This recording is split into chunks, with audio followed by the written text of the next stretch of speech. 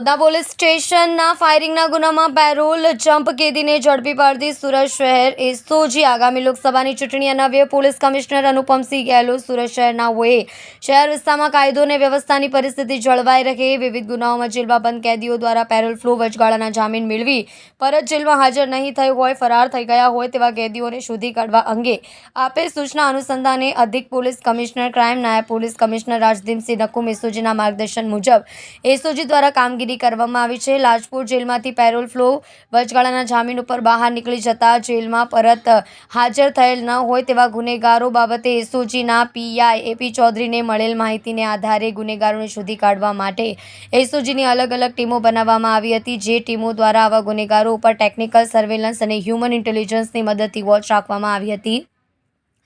Assistant police constable Sikandar Bismillah assistant police constable Aslam Idris નાઓને મળેલ બાતમીને આધારે અફરોઝ ફિરોઝ યુસુફ શેખ ઉંમર 24 રહેવાસી ઘર નંબર 798 પંચશીલનગર ઉમિયા માતાના મંદિર પાછળ ભાટેના એક સલાબતપુરાવાળાને ઝડપી પાડવામાં આવેલ છે।